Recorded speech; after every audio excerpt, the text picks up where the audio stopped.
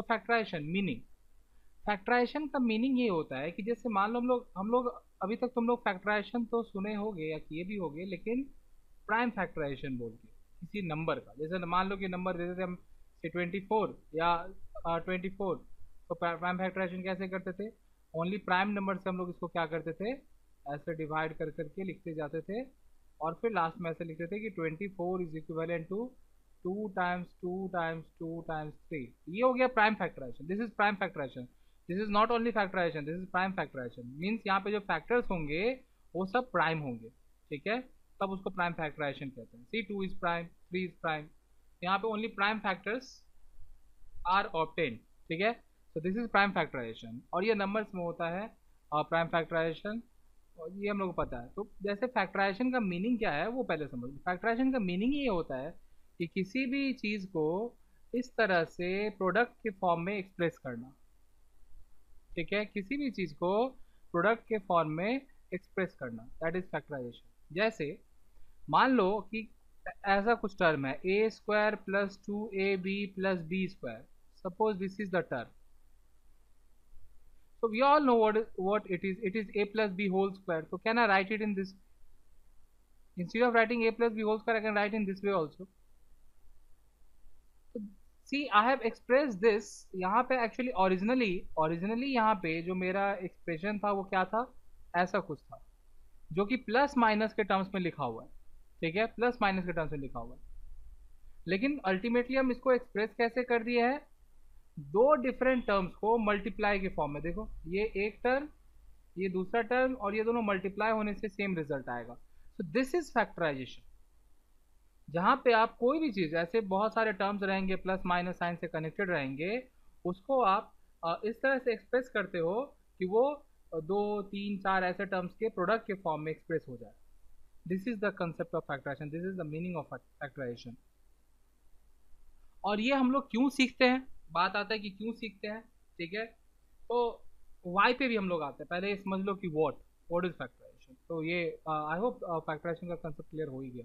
तो कुछ नहीं, सिंपली अगर आप प्रोडक्ट के फॉर्म में लिख सकते हो मतलब तुमको फैक्टराइजेशन आ गया। जैसे एग्जाम्पल, सिंपल सा एग्जाम्पल लेते हैं, मान लो यहाँ पे 2x² प्लस 4x, तो ये देखो ये क्या प्रोडक्ट के फॉर्म में है, बिल्कुल नहीं, यहाँ देखो एडिशन के फॉर्म में, something is being added to something, इसको अगर हम प्रोडक्ट के फॉर्म में कर पाए, जैसे देखो हम यहाँ से कुछ कॉमन ले सकते हैं, yes 2 is common to both of them and x is also common to both of them, so I can take 2x common, तो ये क्या बच जाएगा, देखो 2x प्लस 2 बच जाएगा। तो सी अब मैंने एक्सप्रेस कर दिया ना, something multiply two something, product के फॉर्म में एक्सप्रेस कर दिया ना कि ये दो चीज मल्टीप्लाई होके ये सेम आंसर आएगा, तो जैसे ही प्रोडक्ट फॉर्म में कर दिया मतलब factorization done, this is the factorization. तो फैक्टराइजेशन का मीनिंग ये है कि प्रोडक्ट के फॉर्म में लिखना कोई भी चीज को, दैट इज फैक्टराइजेशन। आए बात समझ में? Okay, I made a mistake here. See, this 2 will not be there. I have taken 2x common, so this 2 will not be here. Okay, you all don't make such mistakes. These are blunder mistakes. They are not silly mistakes. These are blunder mistakes. Remember.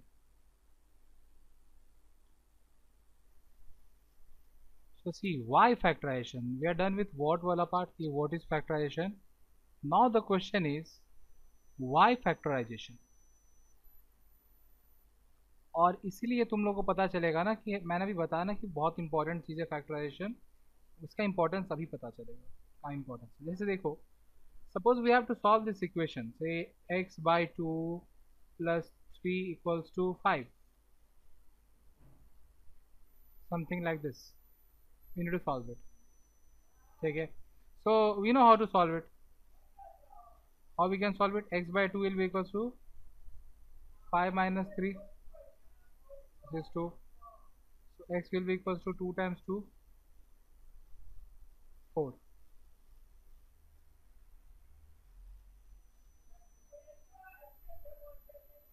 So we know this is how we solve it. Okay. Now see, suppose we have to solve this.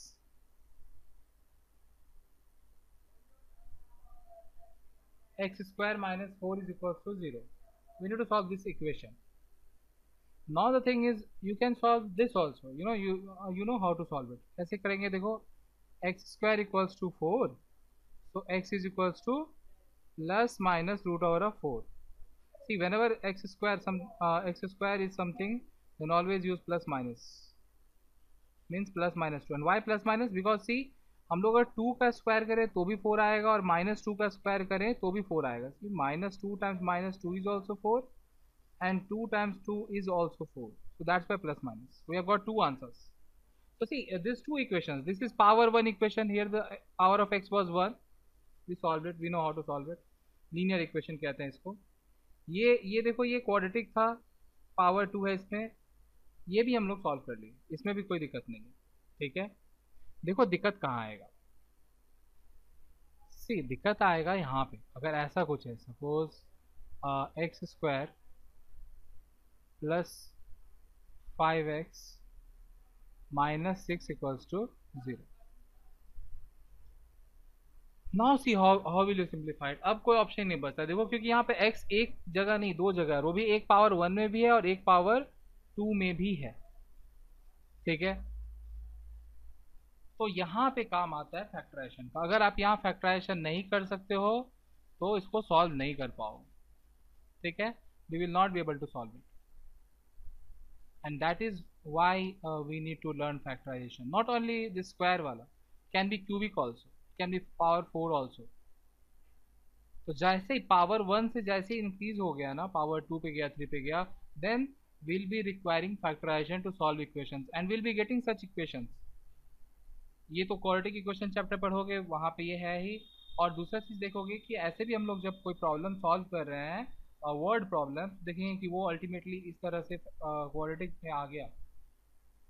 ठीक है, तो फिर वो use करना पड़ेगा factorisation. जैसे मान लो इसको कैसे फैक्टराइज करना है, वो तो अभी तो हम लोग सीखे नहीं है, तो रहने देते हैं। बट सपोज कि अगर ऐसा रहता, से एक्स स्क्वायर प्लस से 4x प्लस 4, ऐसा कुछ रहता है इक्वल टू 0, तो ये हम लोग जानते हैं कि ये x प्लस 2 का होल स्क्वायर होगा। देखो, x प्लस 2 का होल स्क्वायर होगा।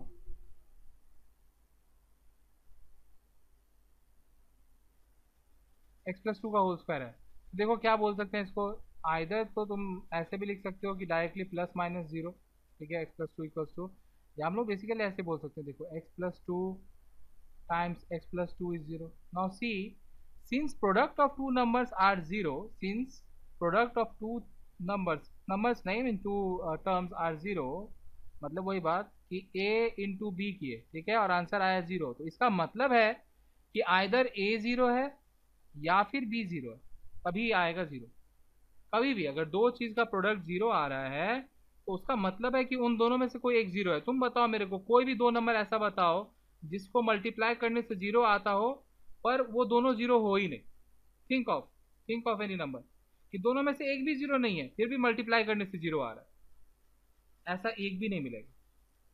अगर दो चीज को मल्टीप्लाई करने से 0 आ रहा है तो उन दोनों में से कम एक को तो 0 होना ही पड़ेगा। अगर दोनों ही 0 है, 0 इंटू 0, तब तो 0 आना ही है। अगर एक भी 0 है तो भी 0 ही आएगा। तो आइदर वन ऑफ देम और बोथ ऑफ देम आर 0। तो वही बात, जैसे ही आ गया ना, तो आइदर दिस इज 0 और this is 0। That's why we need factorization, कि अगर हम लोग इसको फैक्टराइजेशन कर पाए, सपोज ऐसे दो पार्ट आ गया फैक्टराइजेशन करके, हम लोग क्या बोल पाएंगे कि आइदर दिस पार्ट इज 0 और दिस पार्ट इज 0। ये दोनों पार्ट तो लीनियर में रहेगा, क्योंकि x अगर इधर है तो एक्स स्क्वायर आएगा, यहाँ पावर 2 नहीं। फैक्टराइजेशन का मतलब है कि हम लोग लीनियर में ब्रेक करते हैं, लीनियर का मल्टी प्रोडक्ट में ऐसे। ठीक है, यूजुअली कभी कभी आ जाता है, स्क्वायर वाला भी आता है। ठीक है, सो अभी यहाँ पे जब ये आएगा तो क्या होगा, फिर इसको इक्वल्स टू 0 पुट कर लेंगे तो एक वैल्यू आएगा x का, और दिस इक्वल्स टू 0 पुट करेंगे तब एक वैल्यू आएगा x का। So that's why we need to learn factorization to solve this kind of question. जब पावर 2 का क्वेश्चन हो, पावर 3 का क्वेश्चन हो, पावर 4 का क्वेश्चन हो, तब हम लोगों को फैक्टराइजेशन चाहिए होता है। आए बात समझ में? So this is about y factorization. So see, we are done with what factorization means. Factorization होता क्या है? Then y factorization. Now we will be doing how factorization is done. ठीक है? इंग्लिश में भाई जी गलत लग रहा हो, हाउ फैक्टराइजेशन है, कितना गंदा इंग्लिश है भाई, मतलब समझो, मीनिंग समझो, और मतलब कैसे होगा, ठीक है। तो देखो कैसे होगा। सो देर देर विल बी मेथड्स, अलग अलग कैटेगरी, अलग अलग क्वेश्चन को अलग अलग तरीके से हम लोग डील करेंगे। तो पहला जो है वो होगा, देखो पहला है टेकिंग कॉमन। मतलब कि मान लो जितने भी टर्म है प्रेजेंट, उन सारे टर्म में कुछ ना कुछ कॉमन है। फॉर एग्जाम्पल, ऐसा हम यहाँ पे एग्जाम्पल के साथ साथ दे ही देते हैं, ऐसा कुछ कि से एक्स स्क्वायर प्लस एक्स, बस यही। तो देखो दोनों में कुछ ना कुछ तो कॉमन है ना, क्या कॉमन है, एक्स कॉमन ले लो। तो क्या बच जाएगा, इधर एक्स और इधर वन। ये कॉमन लेने का मतलब होता है कि एक्स से डिवाइड कर रहे हैं दोनों को, ठीक है। X divide by x is x, and x divide by one, ठीक है। तो ये हो गया, तो देखो प्रेस हो गया ना, समथिंग इंटू समथिंग के फॉर्म में आ गया ना, आया बात समझ में। तो ये हो गया टेकिंग कॉमन वाला मेथड। नेक्स्ट आता है दूसरा जो है, वो आता है मेकिंग पेयर। मेकिंग पेयर्स, मैं खाली मेथड लिखता हूँ अभी फिलहाल, एग्जाम्पल्स बाद में हम लोग एक एक करके करते जाएंगे। मेकिंग पेयर्स, ठीक है। नेक्स्ट आता है वो है form of a square minus b square, ठीक है। Next is the fourth one is form of a x square plus bx plus c, this is most important for, ठीक है। And lastly form of a cube plus b cube और a cube minus b cube, ठीक है। A cube plus b cube या फिर a cube minus b cube, ठीक है। ध्यान देना कि यहाँ a square minus b square है, slash a square plus B square नहीं लिखा हुआ है, वहाँ पे नहीं होता है, लेकिन क्यूब में दोनों ही होता है, a cube plus b cube का फॉर्म भी होता है और a cube minus b cube का फॉर्म भी होता है। तो अभी ये बाउंसर जा रहा होगा तुम लोगों से कि क्या सब लिख रहा है यार, क्या नहीं, पर धीरे धीरे जैसे अभी देखोगे, थोड़ा पेशेंस रखो तो सब समझ में आने लग जाए, ठीक है। So see, these are the ways in which we'll be factorizing the terms और expression given, ठीक है। तो अब ये what हो गया, why हो गया, how हो गया। ये how मतलब बस तरीका समझ लिया, एक एक तरीका को हम लोग समझेंगे कि कैसे करेंगे। नेक्स्ट आता है when, जो कि मोस्ट इम्पॉर्टेंट चीज़ है, मतलब मोस्ट नहीं और इम्पॉर्टेंट है, ये भी बहुत जरूरी। मतलब इतना सारा तरीका तो सीख लिए, पर कब किसको अप्लाई करेंगे, when, ठीक है। तो वही जब एक एक करके हम लोग तरीका सीखते रहेंगे, तो मैं बताता रहूँगा कि इस तरीके को कब यूज़ करेंगे, ये वाला तरीका कब यूज़ करेंगे, ऐसे बताते रहेंगे, तो उस पर ध्यान देना। वरना अभी तो तुम लोग एक एक एक्सरसाइज में तुम लोग का दिया हुआ रहेगा एक एक टाइप का क्वेश्चन, तो पता ही रहेगा अच्छा इसमें तो ऐसे ही करना है, कर लेंगे। लेकिन ultimately when you will be getting question in the exams, या फिर जब क्वेश्चन मतलब दूसरा जहाँ पे यूज़ करना है इसको, जैसे हम लोग पढ़े ना कि वाई, तो जहाँ पे यूज करना होगा वहां पे जब हम लोग करने जाएंगे तो पता ही नहीं रहेगा भाई कौन से फॉर्म में क्या है ये, तब क्या करेंगे, ठीक है। तो इसीलिए व्हेन, तो वो व्हेन वाला चीज, ये हाउ जब कराएंगे एक एक करके, उसके साथ साथ ही आता रहेगा, ठीक है। Okay, so let's continue with this forms. 5 तो फॉर्म लिखे हैं, नंबर 1 से स्टार्ट करते हैं, ठीक है। Okay, so see first method taking common. Suppose the question is 4x square minus 6x cube. So this is the question.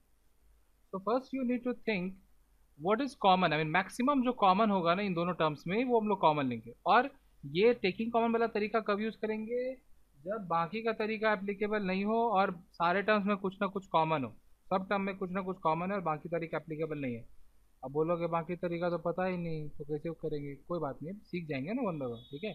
फिलहाल ये याद रखो कि टेकिंग कॉमन हम लोग तभी करेंगे जब सब में कुछ ना कुछ कॉमन हो। जैसे यहाँ देखो दोनों में एक्स प्रेजेंट है, वेरी गुड। एक्स का पावर डिफरेंट है दोनों में, कोई बात नहीं, और नंबर्स भी दोनों में ऐसा है कि इसको डिवाइड किया जा सकता है, मतलब नंबर्स में कॉमन है। मतलब बेसिकली इन दोनों का HCF फाइंड करना होता है, HCF फाइंड करके कॉमन ले लो। तो उत्तर कौन करने, जैसे ऐसे ही पता चल रहा है कि 2 से दोनों डिवाइड हो रहा है, कम नंबर जिससे दोनों डिवाइड हो रहा है 2, लेकिन HCF वैल्यू फाइंड करना। तो पहले नंबर को सोच लेना, जब भी कॉमन लेना होगा तो क्या करोगे, पहले सोचोगे कि नंबर, मैक्सिमम नंबर जो दोनों में कॉमन हो। तो 2 इज द मैक्सिमम नंबर जो दोनों में कॉमन है, ठीक है। नेक्स्ट, अब दोनों में x प्रेजेंट है ना, ठीक है, तो x कॉमन लेना है, तो x क्या करेंगे, मैक्सिमम पावर। अब जरूरी नहीं कि यहाँ x है, हो सकता है कुछ और हो, यहाँ x है तो x का मैक्सिमम पावर, तो यहाँ देखो पावर 2 है और यहाँ पावर 3 है, तो मैक्सिमम कॉमन क्या हुआ, 2। बिकॉज अगर हम 3 कॉमन लेने गए तो 3 इसमें तो है लेकिन यहाँ पे तो 2 ही है ना, ठीक है। सो जो मैक्सिमम कॉमन जा रहा है पावर वो 2 जा रहा है कॉमन, ठीक है। तो हम लोग क्या करेंगे, 2 पावर वाला कॉमन ले लेंगे, सो 2x² कॉमन हो गया। अब देखो, अब जो बच गया है, मतलब बेसिकली ये 2x² से टर्म को डिवाइड करेंगे और जो आएगा वो लिखेंगे। तो डिवाइड डिवाइड करने के लिए डिवाइड कर सकते हो ऐसे, देखो 4x² by 2x², x² cut गया, 2 2 ज़र 4, तो 2 बच गया, ऐसे सोचता। फिर नंबर को अलग से डिवाइड करो और x का तो हम लोग पावर माइनस करके ही समझेंगे। तो देखो 4 divide by 2 is 2 and x² था, पूरा का पूरा x² कॉमन ले लो, क्या बचा, कुछ नहीं, 1 बचा, तो 1 लिखना ही नहीं, तो ओनली 2 बच गया। यहाँ देखो 6 डिवाइडेड बाई 2 इज 3, x का पावर 3 है, 2 गायब हो गया तो कितना बचा, 1, तो 3, ठीक है। या फिर ऐसे भी कर सकते थे, 6 का x 2x², 2 से 3 टाइम्स में x² से यहाँ पावर 2 माइनस हो जाएगा, बिकॉज जानते हैं बेसिस सेम रहे और डिवाइड हो रहा तो पावर सब्सट्रैक्ट होता है, तो x बचेगा, तो 3x बचा, ठीक है। बेसिकली डिवाइड, देखो हो गया ना फैक्ट, ये समथिंग इनटू समथिंग के फॉर्म में आ गया solution, this is the answer, ठीक है। यहाँ देखो सब टर्म्स मल्टीप्लाई हो रहा है ना, ये एक टर्म हुआ, ये दूसरा टर्म हुआ और ये नंबर तीसरा टर्म हुआ, बेसिकली इन दोनों को एक टर्म ही बोल सकते हैं कम है। देखो सब एक दूसरे से मल्टीप्लाई हो रहा है, तो this is factorization done. Next देखो, सपोज यही चीज ऐसा रहता, 4a² माइनस स्क्वायर, ऐसा कुछ है, या फिर b स्क्वायर, ऐसा कुछ। Now see, how is it different from last question? In the last question, we had these numbers और कुछ कॉमन था, साथ साथ यहाँ पे जो वेरिएबल है ये भी कॉमन था। यहाँ देखो इसमें कॉमन नहीं, इधर अगर a है तो उधर b है, कॉमन नहीं है, तो खाली यहाँ पे नंबर ही कॉमन है। इधर क्या बच जाएगा, 2a², वेरिएबल तो 6 डिवाइडेड बाई 2, 3b², आंसर, ठीक है। तो वही बात, मतलब मैक्सिमम जो कॉमन जाएगा अपने को वो कॉमन लेना है, ठीक है, और सब में ये कॉमन होना चाहिए कुछ ना कुछ, तब हम लोग ये टेकिंग कॉमन वाला तरीका यूज करते हैं। For example let us take one more question,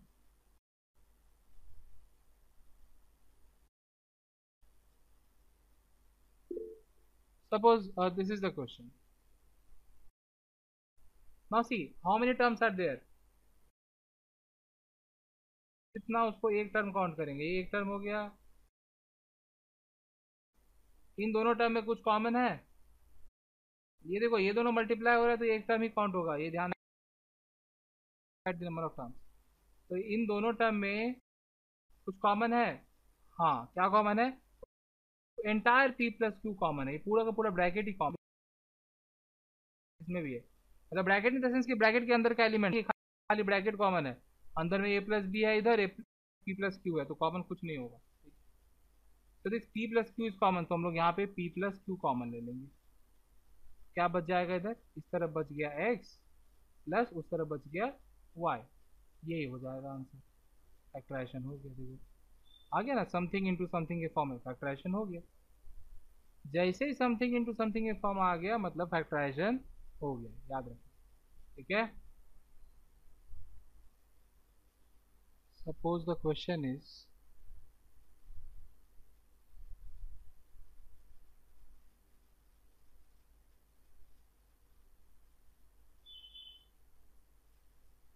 suppose this is the question, 2a² plus 4a plus 1। अब यहाँ देखो इन दोनों टर्म में तो कॉमन है, 2 is common and a is common, पर इसमें कुछ कॉमन नहीं है, मतलब ये थर्ड वाले के साथ किसी का कुछ कॉमन नहीं है। अगर देखा जाए तो ये तीनों टर्म में 1 कॉमन है, ये तीनों टर्म में वन कॉमन है, वन हमेशा ही कॉमन रहेगा, हर एक टर्म से वन हम लोग कॉमन ले सकते हैं, लेकिन उसका कोई मतलब वो बनता नहीं, सिंप्लीफाई नहीं कर पाएगा वो ज़्यादा। तो बहुत जन सोच सकते हैं कि भाई ठीक है तो इन दोनों से ले लेते हैं, तीसरा को रहने देते हैं। तो देखो क्या किया हम लोग यहाँ से, सपोज 2a कॉमन ले लिए, तो इधर बच गया a प्लस इधर क्या बच,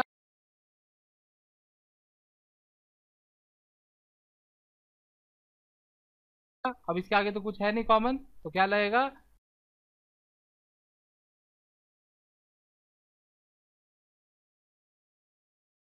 नहीं हुआ, क्योंकि देखो यहाँ समथिंग इंटू समथिंग है, पर साथ में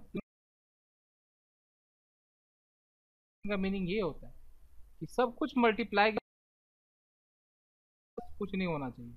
अगर कुछ प्लस होता हुआ आ गया मतलब फैक्टराइजेशन हुआ ही नहीं। यहाँ देखो ये तो ठीक है, लेकिन ये प्लस वन आ गया ना, फैक्टराइजेशन हुआ ही नहीं। मतलब कि इस क्वेश्चन में अगर ये नहीं रहता, अगर ये नहीं रहता प्लस वन ऐसे, ये क्वेश्चन में प्लस वन ऐसा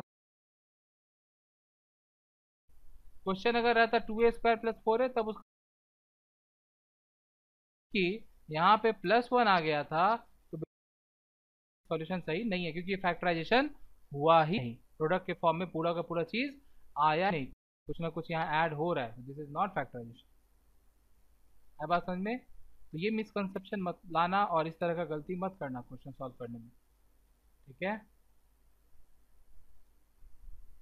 See, this is the next question. 14mn plus 22m minus 62p. ठीक है? Now again same thing. See, is there anything common to all of them? No. मतलब वेरिएबल्स तो नहीं है। देखो यहाँ mn है, यहाँ m है, पर यहाँ p है। वेरिएबल्स तो कॉमन नहीं है। हाँ, नंबर्स हो सकता है। 2 तो कॉमन दिख ही रहा है, 2 से सब नंबर से डिवाइड हो रहा है। ठीक है?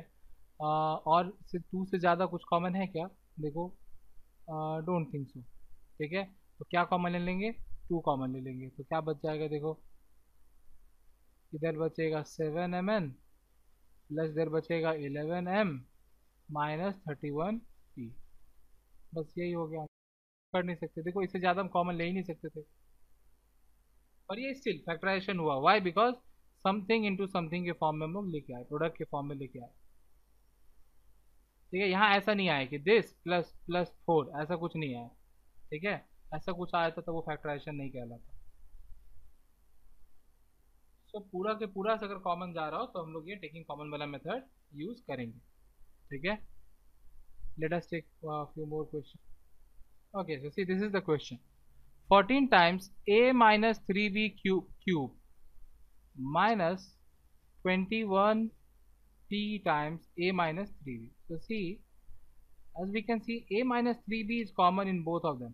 मतलब कि अगर यही क्वेश्चन ऐसा रहता, सपोज ऐसा रहता 41x³ माइनस 21px, ऐसा रहता, कुछ वैसा ही है। देखो बस खाली x की जगह यहाँ पे क्या है, ये a माइनस 3b इतना बड़ा नंबर है। ये इसमें और इसको कंपेयर करो, compare this to this and this entire, compare this to, what is the difference? अगर हम x के जगह पे a माइनस 3b बैठा दें, है, ठीक है, तो देखो यहाँ इसको कैसे सिंप्लीफाई करते हैं, पहले नंबर में देखते क्या कॉमन जा रहा है। कॉमन क्या जा रहा है, 7 कॉमन जा रहा है। वेरिएबल में क्या कॉमन जा रहा है, तो यहाँ x का पावर 3 है, 1 है, तो एक मैक्सिमम जो कॉमन जाएगा वो लेंगे, तो एक ही कॉमन जाएगा। p देखो यहाँ पे सिंगल पावर में है, पर इधर है ही नहीं, इसका मतलब p कॉमन है ही नहीं, बस दिस इज द कॉमन। यहाँ क्या बच जाएगा, 2 और x³ था, इसमें से एक तो चला गया तो x² बच गया, माइनस 21 डिवाइड बाई 7, 3, p तो रहेगा ही, ठीक है, क्योंकि p कॉमन है, और x एक ही था वो, this is it, this is it. तो सिमिलरली ये सॉल्व होगा। देखो क्या कॉमन जाएगा, 7, और साथ ही साथ क्या कॉमन जाएगा, a माइनस 3b कॉमन जाएगा। ठीक है, a माइनस 3b कॉमन जाएगा, तो क्या बच गया, देखो इधर बच गया 2 टाइम्स a माइनस 3b का स्क्वायर, माइनस इधर बच गया 3p, और a माइनस 3b तो बाहर चला गया, बस this is it, this is it, answer यही है। a माइनस, और सिंप्लीफाई तो कर नहीं सकते, हाँ ये कर सकते थे हम इसको कि a माइनस 3b का होल स्क्वायर कर दें और जो आएगा वैसे लिख दें, पर कोई मतलब नहीं बनता उसका, तो ऐसे ही रहने दो।